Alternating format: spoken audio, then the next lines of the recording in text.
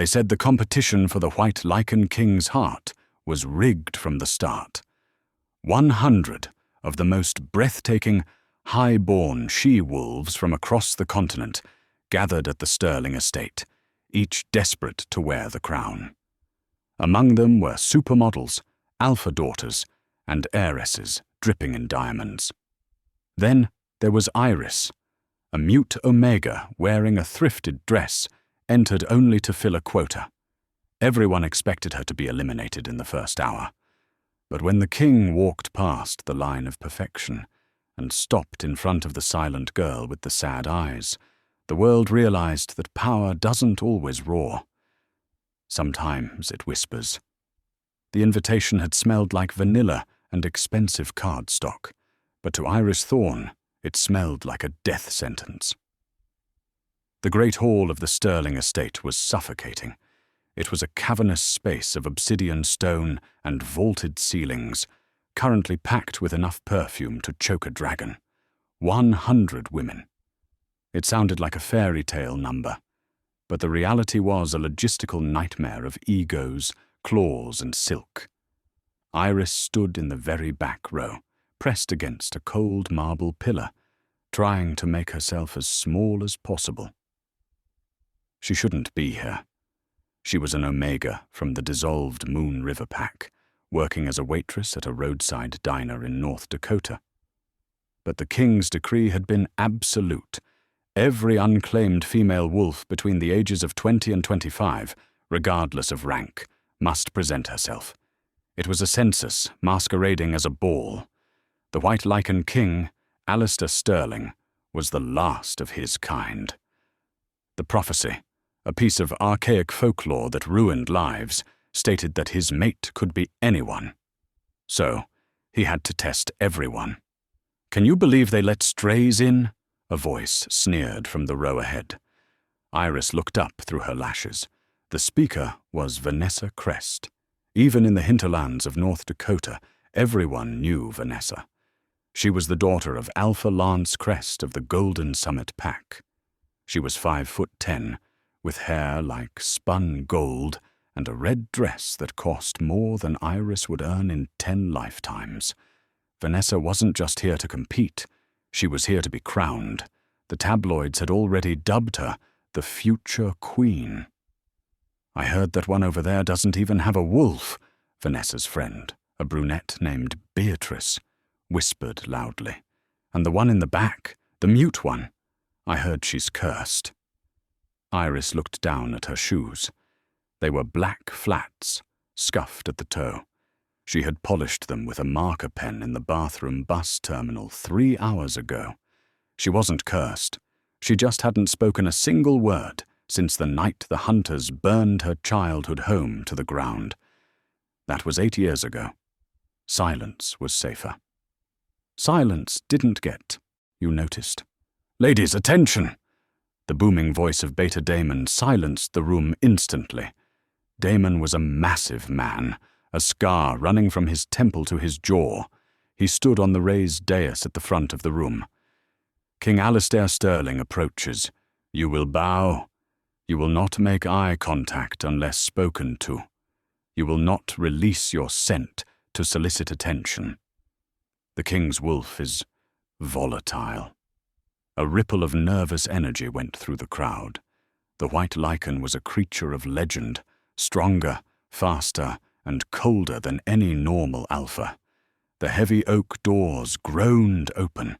The temperature in the room seemed to drop 10 degrees. Alistair Sterling walked in. He was terrifying. He wore a tuxedo that strained against broad shoulders, but he moved with the predatory grace of an animal stalking prey. His hair was dark, contrasting sharply with his eyes, which were a startling icy blue, almost white. He didn't look like a man looking for a wife. He looked like an executioner looking for a volunteer. He didn't walk to the podium. He walked straight to the women. He moved down the first line. He didn't speak. He just inhaled, paused, and moved on. It was primal. He was scenting them. Vanessa Crest straightened her spine, thrusting her chest out slightly as he approached. She smelled of expensive rose oil and purebred confidence. Alistair stopped in front of her. The room held its breath. Vanessa fluttered her lashes. "My king," she purred, breaking the rule about speaking. Alistair looked at her. His expression didn't change. It was a look of utter boredom.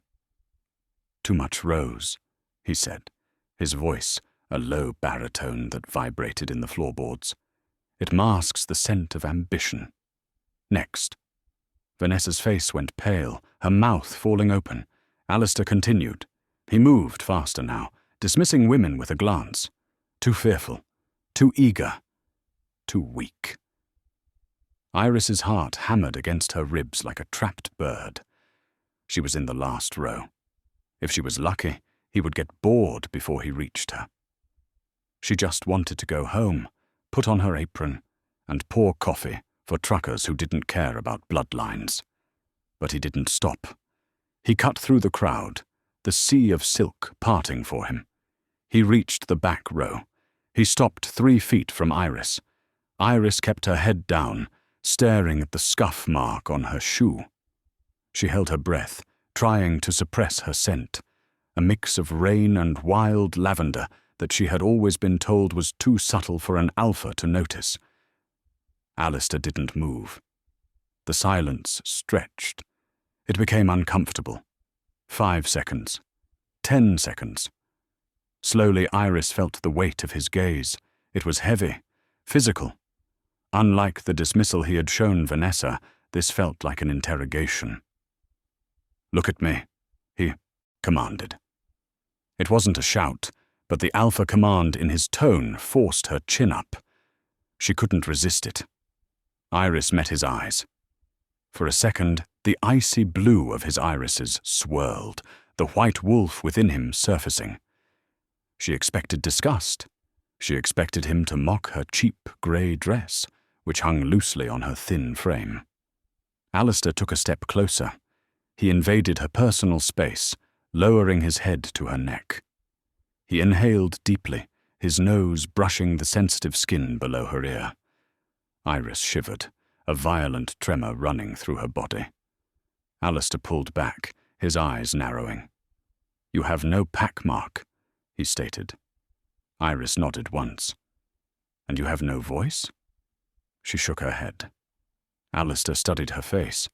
He looked at the faint scar on her jawline, the calluses on her hands that she was trying to hide in the folds of her dress. "Interesting," he murmured, loud enough for the nearby women to hear. "The loudest thing in this room is your fear. Yet you stand your ground." He turned to Beta Damon. "Cut the list to 50. Keep the back row." Chaos erupted. Gasps, sobs, and whispers of indignation filled the hall. Vanessa Crest looked like she was about to set the room on fire with her eyes. She had survived the cut, obviously, but the king had spent 3 seconds on her, and a full minute on the mute nobody. Alistair turned back to Iris, his voice dropping to a whisper only she could hear. "Do not think this is a kindness, little Omega. The wolves in this house eat rabbits like you. If you want to survive, you'll have to find your teeth." He turned and strode out of the hall, leaving Iris trembling, with 99 pairs of eyes burning holes into her back. The 50 remaining women were housed in the east wing of the Sterling estate. It was a luxurious prison. While the other women were assigned grand suites with balconies overlooking the private lake, Iris was given a small room near the servants' quarters. It was clearly a clerical error, or perhaps a subtle message about her place in the hierarchy. Iris didn't mind. The room was quiet, and the window looked out over the dense pine forest. It reminded her of home before the fire. The next morning, the competition truly began. They were gathered in the solarium for breakfast. The tables were laden with pastries, fruits, and delicacies Iris couldn't name. The atmosphere was tense. The women were already forming cliques. The alpha daughters, led by Vanessa, held the center table. The beta daughters occupied the periphery. Iris sat alone at a small round table near the exit, nursing a cup of black tea. "Attention!" Beta Daemon entered, looking as grim as ever. "The king does not desire a trophy. He requires a queen who can manage the complexities of the estate. Your first test is one of etiquette and crisis management. Tonight, the Sterling estate hosts the diplomatic gala. Foreign alpha dignitaries will be present. You will mingle. You will impress. And you will not embarrass the king." Daemon's eyes landed on Iris. Dress code is formal. Black tie. Iris felt a pit form in her stomach. She had exactly one dress, the grey one she arrived in. As Daemon left, Vanessa stood up, her plate of untouched fruit abandoned. She walked over to Iris's table, her entourage trailing behind her like ducklings. "So," Vanessa said, her voice dripping with faux sweetness, "you're the mute charity case Alistair finds so interesting." Iris didn't react. She took a sip of tea. Vanessa slammed her hand onto the table, rattling the china. "Don't ignore me, you little rat. Do you think because he sniffed you, you matter? He was probably checking for fleas." The room tittered with laughter. "You don't even have a dress for tonight, do you?" Vanessa smiled, a cruel, sharp expression. "Tell you what. I have some old rags I use to polish my boots. I could have my maid bring one down." Iris stood up. She wasn't tall, but she had a dignity that came from years of surviving on her own. She looked Vanessa in the eye, then calmly picked up her tea and walked past her. "Bitch!" Vanessa screeched. As Iris passed, Vanessa stuck out a foot. It was childish, predictable, and effective. Iris tripped. She braced herself for the impact of the hard floor, but she didn't hit it. A strong hand caught her by the upper arm, hauling her upright with effortless strength. Iris looked up. It wasn't the king. It was a man with sandy hair and kind, green eyes. He was wearing the uniform of the estate guard. "Careful there, miss," he said gently. "The floor is slippery when snakes are present." The room went silent. To insult a high-ranking alpha female like Vanessa was suicide for a guard. Vanessa's face turned purple.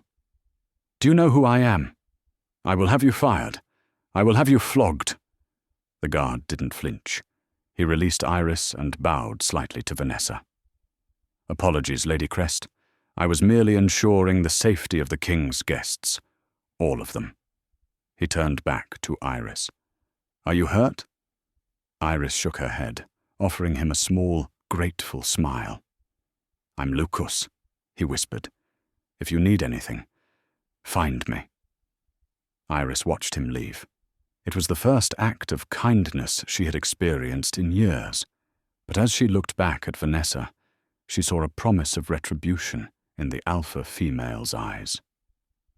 That evening, the gala was a sensory overload. The ballroom was bathed in golden light. A string quartet played in the corner, and the air smelled of champagne and money. Iris had not accepted the rags. Instead, she had used the sewing kit in her room to alter her grey dress. She had removed the sleeves, turning it into a halter neck, and pinned the waist to give it shape. It wasn't designer, but it was simple and elegant. She stood near the buffet, holding a glass of sparkling water, observing. King Alistair was at the far end of the room, surrounded by dignitaries. He looked bored. Every few seconds his eyes would scan the room, sharp and calculating. Vanessa was working the room like a politician. She charmed the visiting alphas, laughed at their jokes, and looked every inch the queen. She wore a shimmering emerald gown that hugged every curve. At 9 p.m., disaster struck. A waiter, carrying a tray of red wine, tripped. It wasn't an accident. Iris saw Beatrice, Vanessa's friend, subtly nudge the waiter's elbow as he passed the visiting alpha of the Southern Isles, a man known for his short temper. The tray went flying. Red wine splashed across the Alpha's white dress shirt. The room froze. The music stopped. The Southern Alpha roared, his face twisting in rage. He grabbed the terrified waiter by the collar, lifting him off the ground. "You clumsy incompetence! Do you know who I am?" His claws extended. He was going to hurt the boy. Beta Damon started moving toward them, but he was too far away. Alistair was watching, his face unreadable, waiting to see what would happen. Vanessa stepped forward, looking concerned. "Oh my goodness! Alpha, please, let us handle the servant. Don't dirty your hands further." It was the wrong thing to say. The Alpha was humiliated. He didn't want placating, he wanted blood. He growled at Vanessa. "Back off, girl." Vanessa flinched, stepping back. She had failed the test of crisis management. Iris moved before she thought. She set her glass down and walked directly toward the enraged Alpha. She didn't run. She didn't look afraid. She moved with a strange, fluid calmness that drew the eye. She stepped between the Alpha and the waiter. "Move!" the Alpha snarled at her. Iris didn't move. She reached into the pocket of her dress and pulled out a pristine white handkerchief. She didn't cringe away from his anger. Instead, she gently placed a hand on his forearm, the arm holding the waiter. The contact was shocking. An Omega touching a strange Alpha without permission was unheard of. The Alpha was so surprised he dropped the waiter. The boy scrambled away. Iris didn't look at the Alpha's angry face. She looked at his shirt. She efficiently, calmly began to dab at the wine stain. Her movements were rhythmic, soothing. She kept her eyes lowered, showing total submission, but also total control of the situation. The Alpha's breathing slowed. The aggression drained out of him, confused by her lack of fear and her gentle ministrations. The Alpha stammered. Iris finished dabbing. She folded the ruined handkerchief, placed it in the waiter's dropped tray, and then curtsied deeply to the Alpha. She then gestured toward the bar, where a fresh bottle of scotch was visible, offering him a silent suggestion for a replacement drink. The Alpha let out a huff of laughter. "Well, at least someone here has some sense." The tension in the room broke. The music started again. Iris turned to slip away, her heart pounding. She had just risked her life. She turned and ran straight into a hard, tuxedo-clad chest. She looked up. King Alistair was standing there. He wasn't looking at the Southern Alpha. He was looking down at her. "You," Alistair said, his voice low and dangerous. "Follow me." Vanessa watched from the sidelines, her hands balled into fists, her nails digging into her palms until they drew blood. The mute girl had won the round, and Vanessa was going to make sure she paid for it. The walk from the ballroom to the king's private quarters was a journey through silence. The corridors of the Sterling estate became progressively darker and quieter the deeper they went.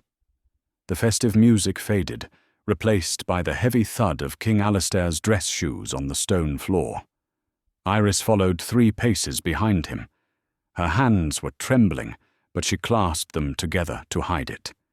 She had just touched an Alpha, a foreign Alpha, without permission. In any other pack, that was grounds for punishment. Here, in the White Lycan's den, the rules were unknown. Alistair stopped abruptly at a set of double iron doors. He didn't knock. He simply pushed them open. "Enter," he commanded. Iris stepped inside. The king's study was a stark contrast to the opulence of the ballroom. It was a room of war and strategy. Maps covered the walls, pinned with markers indicating rogue movements and territory disputes. Bookshelves lined the room from floor to ceiling, filled with ancient, leather-bound tomes.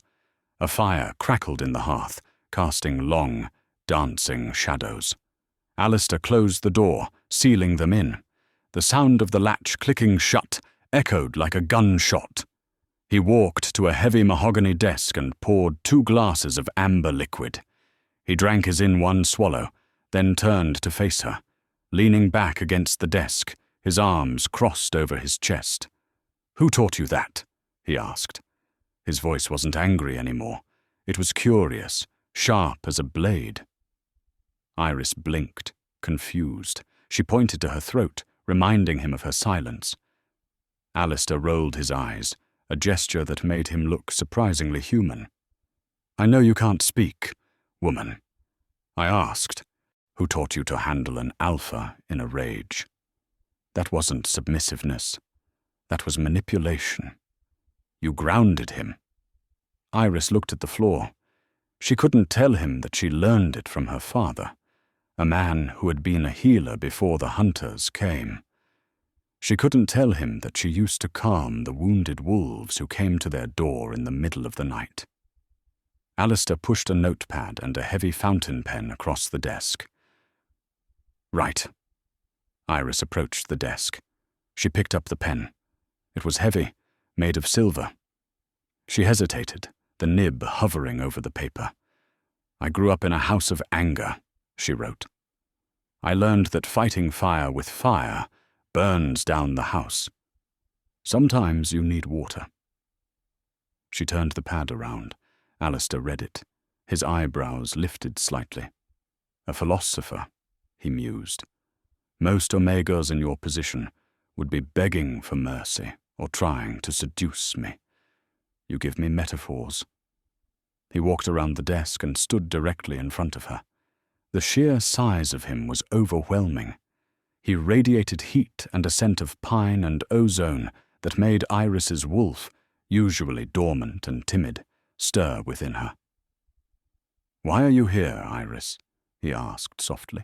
"You don't want the crown. I can smell the desire for power on the others. It reeks. Vanessa Crest smells like greed. But you smell like resignation. Why did you come?" Iris wrote again. Her handwriting was neat, slanted script. "I had no choice. The decree said all unclaimed females. I am unclaimed. I just want to survive the week and go home." Alistair laughed, a dry, humorless sound. "Home. Do you think you can go back to waiting tables after this? You've caught the eye of the king. You've humiliated a visiting alpha by being smarter than him. You are a target now, Iris. Vanessa will not let tonight go unpunished." Iris felt a chill run down her spine. She knew he was right. "I need a queen," Alistair said, his voice dropping to a low rumble. He turned away, looking into the fire. "Not a decoration. The council wants me to pick a crest, or a miller, someone from a powerful bloodline to solidify alliances. But my wolf—" He paused, his hand gripping the mantle of the fireplace until the wood creaked. "My wolf hates them. He wants to tear their throats out for their artifice." He turned back to her, his icy eyes blazing. "But you are quiet. You observe. You act when necessary. You are soothing." He stepped closer, trapping her against the edge of the desk. He reached out, his hand hovering near her face. For a moment, Iris thought he was going to caress her cheek. Instead, he traced the line of her jaw with his thumb. The touch was electric. Shocks of awareness zipped through her skin. "But a queen must also be strong," he whispered. "Kindness is a luxury I cannot always afford." "Can you be cruel, Iris? If the safety of the pack demanded it, could you wield the sword?" Iris stared at him. She thought of the hunters. She thought of the night she lost her voice, screaming until her throat bled as she watched her world burn. She took the pen and wrote one final sentence. "I survived hell without screaming. I do not need a sword to kill. I have endurance." Alistair read the note. He stared at the words for a long time. Then he looked at her with a newfound respect. "Go back to your room," he said abruptly, stepping back. "Lock the door." Do not open it for anyone but me or Beta Damon. The games are just beginning, and I suspect tomorrow will be bloody." Iris nodded and fled the room. As she walked back to the servants' quarters, she didn't notice the shadow lurking in the alcove near the stairs. Beatrice, Vanessa's spy, watched her go, then pulled out her phone. "She just left his study," Beatrice whispered into the device. "She was in there for 20 minutes. Yes, Vanessa, I'm sure. No, she doesn't look upset. She looks determined." On the other end of the line, Vanessa Crest smashed a crystal vase against the wall of her suite. "Tomorrow," she hissed. "The woods. Make sure she doesn't finish the course." The second test was announced at dawn. The remaining 50 women were herded out of the estate and driven in SUVs to the edge of the Shadow Woods. This was not the manicured forest visible from the bedroom windows. This was the ancient territory, a dense, sprawling wilderness of towering redwoods and thick, choking underbrush. It was known to be the training ground for the Sterling elite guards. The women were dressed in tactical gear, though for most this meant designer cargo pants and fitted tank tops. Vanessa looked like she was posing for a survivalist magazine cover. Iris wore oversized borrowed fatigues that Lucas, the kind guard, had smuggled to her room the night before. Beta Damon stood on the hood of a jeep, addressing the crowd. "A queen must be able to navigate the territory," Damon barked. "She must have instincts. Your objective is simple. Hidden in these woods are 50 silver flags. You must find one and bring it back to the extraction point at the North Ridge. There are no rules on how you find them. You have 3 hours. If you are not back, you are eliminated." He paused, a cruel smile touching his lips. "Beware. The woods are not empty. We have released obstacles." The whistle blew. Most of the women sprinted into the trees, pushing and shoving. Vanessa and her clique of 4, including Beatrice, moved together in a coordinated phalanx. Iris waited. She watched the direction the wind was blowing. She watched where the birds were fleeing from. She knew the forest. Not this specific forest, but the language of trees was universal. She entered the woods slowly, moving perpendicular to the main group. The first hour was grueling. The terrain was steep and rocky. Iris could hear screams in the distance, women encountering mud pits, thorn bushes, or perhaps the obstacles Damon had mentioned. Iris found a deer trail and followed it. She moved silently, her breath steady. She wasn't fast, but she was efficient. She found her flag near a rocky outcrop, tied to a low-hanging branch. It was too easy. She reached for it, but her hand froze. The leaves on the ground beneath the flag were disturbed. The pattern was wrong. It was a snare trap. Iris carefully stepped around the trigger mechanism and untied the flag. She tucked the silver cloth into her pocket and turned to head back. That was when she smelled it. Wolf's bane, and something else. Gasoline. She crept forward, peering through the ferns. In a clearing ahead, Vanessa and Beatrice were cornering a girl named Charlotte. Charlotte was a quiet girl, a librarian from the Eastern Pack. She was clutching a silver flag to her chest, sobbing. "Give it to me," Vanessa demanded. "Beatrice lost hers in the river. We need yours." "No," Charlotte stammered. "There are plenty more. We don't want to look for them," Vanessa sneered. "Grab her!" Beatrice lunged. Charlotte screamed as she was tackled to the muddy ground. It was brutal. It wasn't a test anymore. It was assault. Iris knew she should run. She had her flag. She could win. Alistair had asked if she could be cruel, if she could prioritize survival. Walking away would be the smart survival choice. But Iris remembered the fire. She remembered people watching and doing nothing. She couldn't be them. Iris looked around. She saw a hornet's nest hanging precariously from a branch above the clearing. It was a risk, but it was all she had. She picked up a heavy, jagged rock. She calculated the arc. She had been the pitcher for her school softball team before the silence took her. She threw the rock.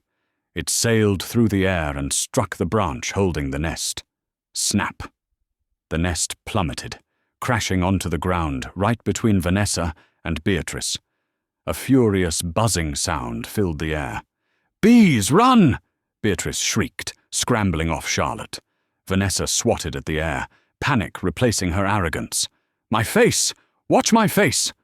The bullies scattered, running blindly into the woods, pursued by angry hornets. Charlotte lay on the ground, stunned. Iris stepped out of the bushes. She walked over, helped Charlotte up, and checked her for injuries. Charlotte was bruised, but okay. "You," Charlotte stared at her. "You saved me." "Why?" Iris just shrugged and pointed toward the north ridge. "Go." They walked back together, though Iris kept a slight distance. They were nearing the extraction point when the real danger arrived. It wasn't a contestant. It wasn't a hornet. A low, guttural growl vibrated through the ground. From the shadows of a cave system to their left, a grey bear emerged. These weren't normal bears. They were tainted, corrupted beasts that often hunted on the fringes of magical territories. It was massive, standing 8 feet tall on its hind legs, with foam dripping from its jaws. This wasn't part of the test. Damon wouldn't risk a grey bear. This was a mistake. Charlotte froze, paralyzed by the alpha fear pheromones the bear was emitting. Iris felt the fear too, cold and sharp. But her mind was working. They couldn't outrun it. The bear was faster. The bear charged. Iris shoved Charlotte behind a thick oak tree. She had to distract it. She pulled the silver flag from her pocket. She waved it, stepping into the open. The bear turned its beady eyes toward her. It roared, a sound that shook the leaves off the trees. Iris didn't have a weapon. She had a flag and a whistle that Damon had given them for emergencies. She blew the whistle, but the sound was weak, swallowed by the forest. The bear swiped. Massive claws tore through the air, missing Iris's face by inches. She scrambled back, tripping over a root. She fell hard. The bear loomed over her, raising a paw for the killing blow. Iris squeezed her eyes shut, waiting for the end. Bang! A gunshot echoed through the woods. The bear roared in pain, stumbling back, blood blooming on its shoulder. A blur of white and grey fur launched itself from the ridge above. A massive wolf, the White Lycan, collided with the bear in mid-air. It was Alistair. The fight was a blur of violence. The bear was strong, but the White Lycan was a god of war. Alistair tore into the bear with ferocious speed, his jaws clamping onto the beast's neck. With a sickening crunch, the bear went limp. Silence returned to the woods. The White Lycan stood over the carcass, his chest heaving. He turned his head slowly to look at Iris. His muzzle was stained with blood. His eyes were wild, the animal in control. Iris didn't flinch. She lay on the ground, staring into the beast's eyes. She didn't submit by baring her neck. She simply held his gaze, offering him acknowledgement. "I see you." The wolf blinked. Slowly the white fur receded. Bones cracked and reshaped. A moment later, Alistair stood there in his human form, naked from the waist up, his pants shredded. He ignored his nudity. He ignored the blood on his chest. He stormed over to Iris, grabbed her by the shoulders and hauled her up. "Are you insane?" he roared, shaking her. "Why didn't you run? Why did you engage a grey bear?" Iris was trembling now, the adrenaline fading. She pointed to Charlotte, who was peeking out from behind the tree, terrified. Alistair looked at Charlotte, then back at Iris. He saw the silver flag sticking out of Iris's pocket. She had secured her objective, saved a rival, and faced a monster. He released her, running a hand through his dark hair. "You act like an alpha," he muttered, his voice thick with leftover adrenaline. "But you have the body of a fragile bird. You are going to get yourself killed, Iris." Beta Damon and a squad of guards burst through the brush, weapons drawn. "King Alistair!" Damon shouted. "We heard the shot. The perimeter was breached. Someone cut the fence to let the bear in." Alistair's face hardened into a mask of cold fury. "Sabotage!" he spat. "Someone tried to turn my test into a massacre." He looked at Iris. "Get her to the medic. Check her for scratches. If she has so much as a paper cut, heads will roll." He turned to Damon. "Find out who cut that fence, and bring Vanessa Crest to my office. I saw the hornet's nest. I want to know why half my contestants are currently being treated for stings." As the guards escorted Iris away, she looked back. Alistair was standing over the dead bear, staring at the cut fence line. He looked lonely. He looked dangerous. And for the first time, Iris realized that the danger wasn't just the other women. There was a traitor inside the Sterling estate. Someone wanted the king dead, or perhaps they wanted to ensure he never found a queen. Iris touched her pocket. She still had the flag. She had survived the woods, but the real hunt was just starting. The aftermath of the Shadow Woods incident was a quiet chaos. The number of contestants had dropped drastically. Many withdrew, citing personal reasons, though everyone knew they were terrified of the grey bear and the sabotage. Only 10 women remained. To calm the rising panic and political instability, the council demanded a traditional event: the Moonlight Masquerade. It was intended to be a celebration, but to Iris it felt like a funeral procession in fancy dress. Iris stood in front of the mirror in her new quarters, a larger suite she had been moved to by Alistair's direct order. On the bed lay a dress that had arrived without a note. It wasn't grey, it was a deep, midnight blue velvet, so dark it looked almost black. It came with a silver mask that covered the upper half of her face, leaving only her mouth and jaw exposed. She dressed slowly. The velvet was heavy, hugging her frame and flaring at the hips. When she put on the mask, she looked like a different person. She looked dangerous. A knock came at the door. It was Lucas, the guard. "Ready, Miss Iris?" he asked, his smile as warm as ever. "Don't worry about the others.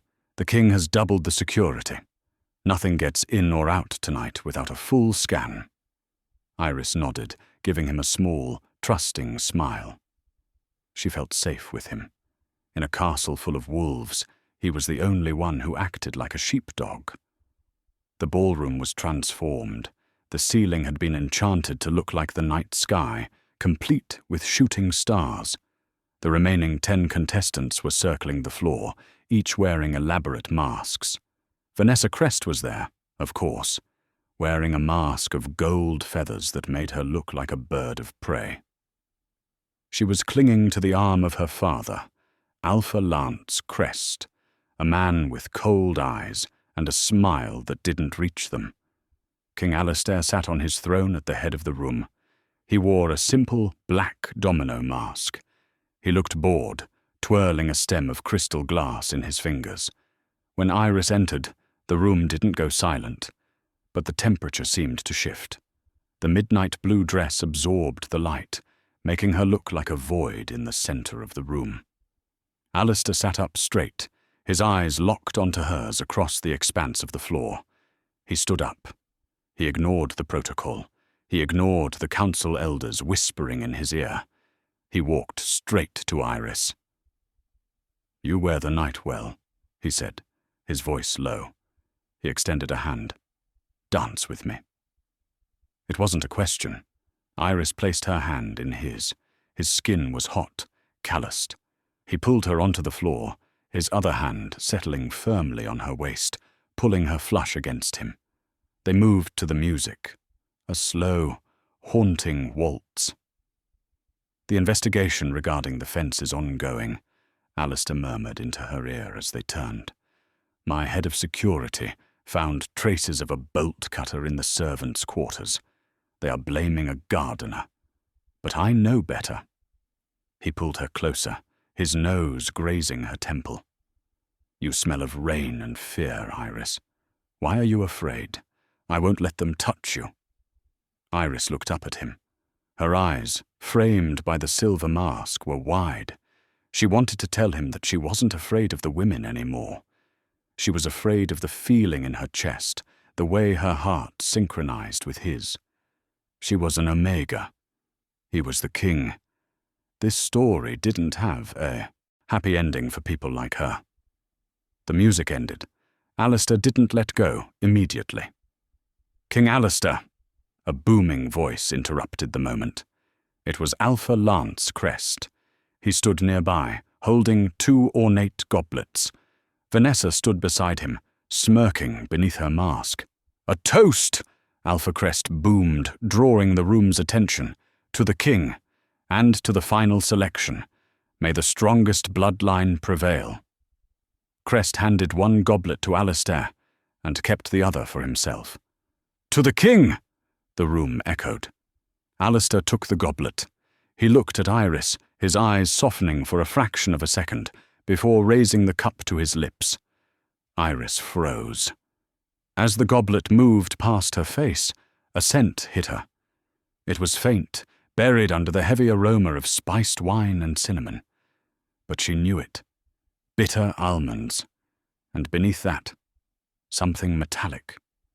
Wolfsbane concentrate. It was a cocktail designed to strip an alpha of his shifting ability and then stop his heart. Alistair's lips touched the rim. Iris didn't think. She didn't write a note. She didn't signal. She slapped the goblet out of the king's hand. The sound of shattering crystal was louder than a gunshot. The dark red wine splattered across Alistair's white shirt, looking like a fresh chest wound. The room gasped. The silence was absolute. "You little wretch!" Alpha Crest roared, his face turning red. "You dare strike the king!" Alistair stood frozen, staring at the shattered glass and the stain on his chest. His expression was unreadable. He looked at Iris. Iris was panting, her hands shaking. She pointed frantically at the spilled wine on the floor, shaking her head. "Poison. It's poison." But without words, her actions looked like madness. To the onlookers, it looked like a jealous, unstable Omega attacking the monarch. "She's insane," Vanessa screamed. "She's trying to kill him. Guards!" "Seize her," Alpha Crest commanded. "Wait," Alistair said, his voice cutting through the noise. But it was too late. The security detail, adhering to protocol for an assault on the king, swarmed her. 2 guards grabbed Iris's arms, twisting them behind her back. Iris looked at Alistair, her eyes pleading. "Please understand." Alistair looked down at the wine. He sniffed the air, but the strong perfume of the surrounding women and the spices in the wine masked the subtle scent of the poison. He looked back at Iris, confusion warring with anger in his eyes. "Why?" he asked. She couldn't answer. "Take her to the holding cells," Alistair commanded, his voice cold and detached. "I will deal with her myself." As they dragged her away, Iris saw Vanessa slip her arm through Alistair's, whispering in his ear. She saw Alpha Crest smiling, and worst of all, she saw Lucas standing by the door. He wasn't rushing to help her. He was watching her being dragged away, and for the first time, his smile was gone.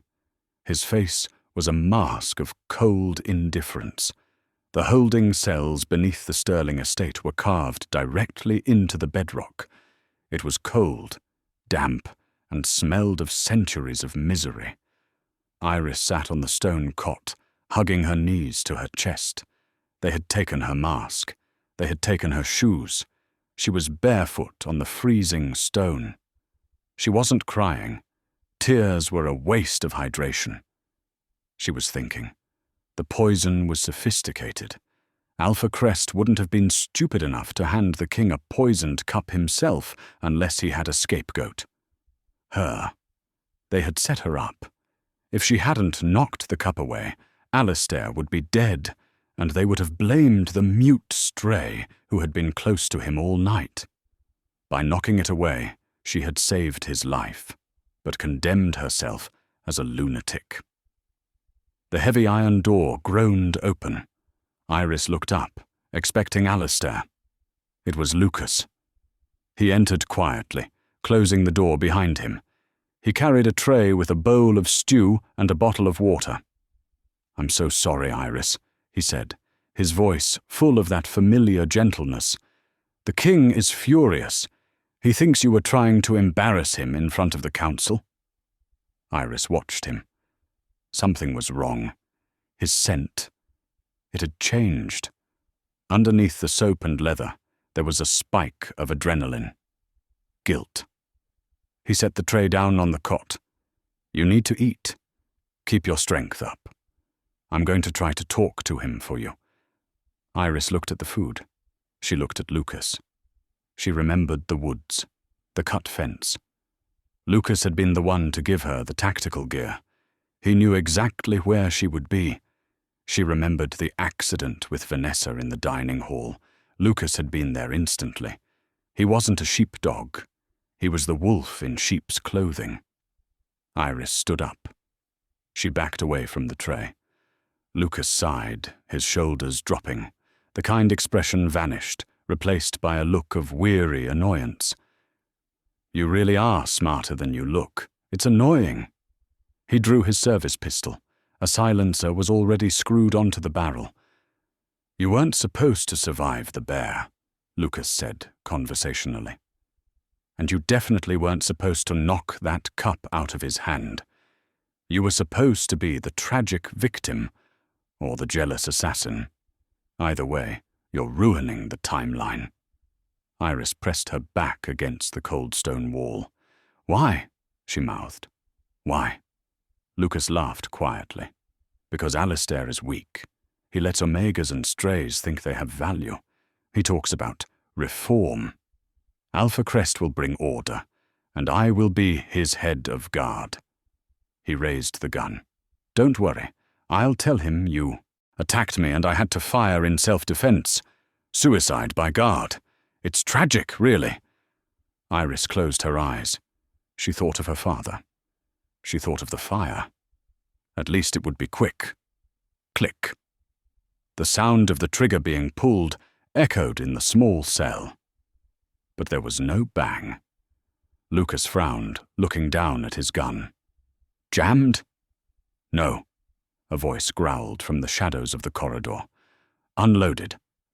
Lucas spun around. Alistair stepped out of the darkness behind the iron bars of the cell door. He held a small magazine clip in his hand, the clip from Lucas's gun. "I have a habit," Alistair said, his voice vibrating with a terrifying calm, "of checking the weapons of my staff when there is a traitor in my midst." Lucas went pale. "My king, Open the door," Alistair commanded. Lucas fumbled for his keys, his hands shaking so violently he dropped them twice. He finally unlocked the door. Alistair stepped inside. He didn't look at Lucas. He looked at Iris. He saw her bare feet on the cold stone. He saw the terror in her eyes. He saw the uneaten, poisoned food on the tray. "You saved me tonight," Alistair said softly to her. "I had the wine tested immediately after they took you. Wolfsbane and cyanide." He turned to Lucas. Lucas fell to his knees. "Sire, please. Crest forced me. He threatened my family." Alistair's face transformed. His human eyes bled away, replaced by the glowing white of his wolf.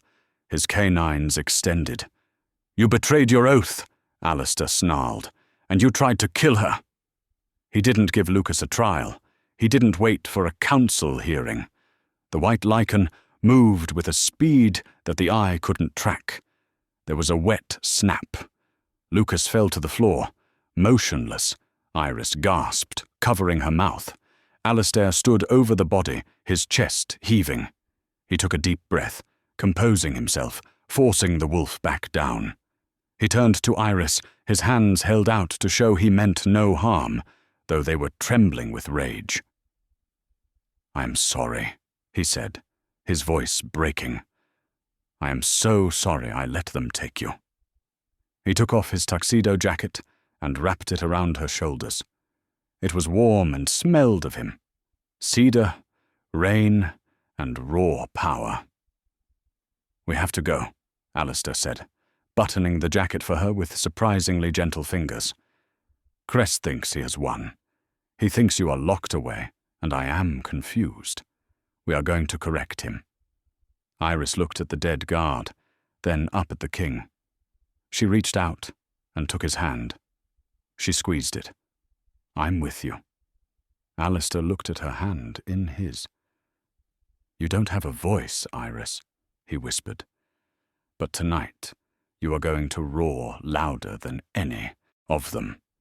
He led her out of the cell, leaving the door wide open. "Where are we going?" Iris wondered, though she couldn't ask. As if reading her mind, Alistair's expression hardened into a look of ruthless determination. "To the council chamber," he said. "It's time for a wedding, or an execution, depending on how Alpha Crest answers my next question." The double doors of the council chamber didn't just open, they exploded inward, splintered by a kick of supernatural force. Inside, the scene was a tableau of premature victory. Alpha Lance Crest was standing at the head of the obsidian table, a glass of champagne raised high. Vanessa stood beside him, feigning tears for the incapacitated king. The council elders looked grave, ready to sign the emergency transfer of power. "I'm afraid," Alistair's voice cut through the room like a guillotine blade, "that the reports of my death were greatly exaggerated." He stepped over the debris, pulling Iris with him. She looked disheveled, barefoot, and wrapped in his oversized tuxedo jacket, but her head was held high. She scanned the room, locking eyes with Vanessa. Vanessa gasped, dropping her glass. "Alistair, thank the moon. We were told that insane girl attacked you." "She did attack," Alistair said, his voice calm but terrifyingly loud in the silent room. "She attacked the poisoned cup you and your father tried to feed me." He threw a small plastic bag onto the table. It contained the cyanide vial found in Lucas's pocket. "Lucas confessed before he died," Alistair lied smoothly. "He told me everything. The cut fence, the bear, the wine." Alpha Crest's face turned a mottled purple.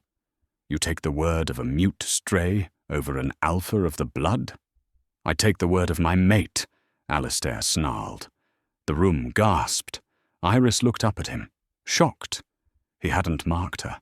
They hadn't completed the bond. Alistair looked down at her, his eyes softening. The prophecy said the White Lycan would know his queen, not by her howl, but by her heart. "You are the only one who fought for me. You are the only one who didn't fear me." He turned back to Crest, his eyes glowing white. "Alpha Lance Crest, you are stripped of your rank. You are sentenced to the void." "No!" Crest roared. He began to shift, his skin rippling as he tried to force his wolf out to fight. But he was too slow. Alistair didn't even shift. He moved with blurred speed, crossing the room in a heartbeat.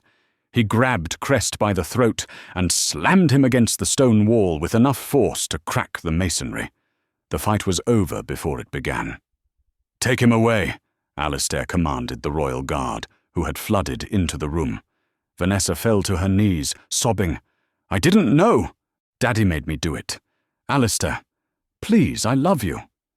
Alistair looked at her with pure indifference. "You don't love me, Vanessa. You love the crown, and it will never sit on your head." He gestured to the guards. Escort her out. If she returns to the estate, execute her."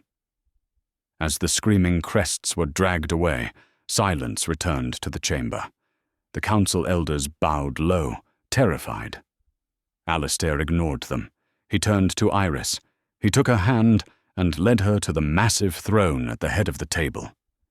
He didn't sit in it. He gestured for her to sit. Iris hesitated. She looked at her dirty feet, her messy hair. She looked at the king. "I am not a queen," she signed, her hands trembling. Alistair knelt before her, the king of all Lycans on his knees before a mute Omega.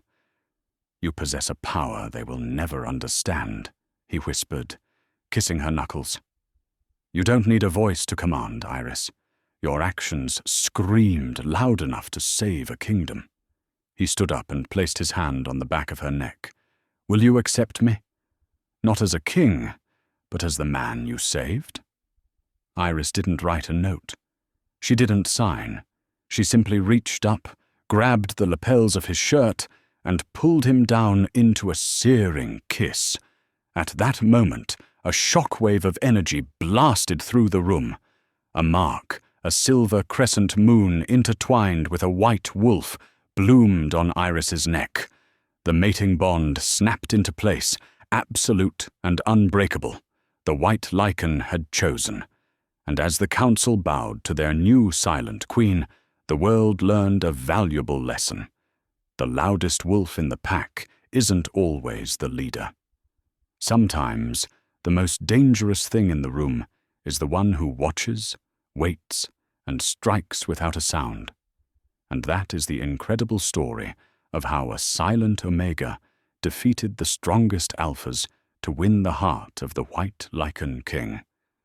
It just goes to show that true strength isn't about how loud you can roar, but about the purity of your heart and the courage of your actions.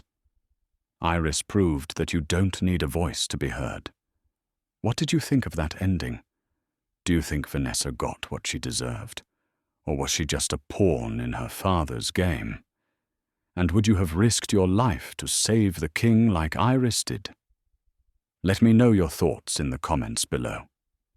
If you enjoyed this story of karma, romance, and revenge, please give this video a big thumbs up. It really helps the channel. Don't forget to hit that subscribe button and ring the notification bell so you never miss a new story. Thanks for watching, and see you in the next one.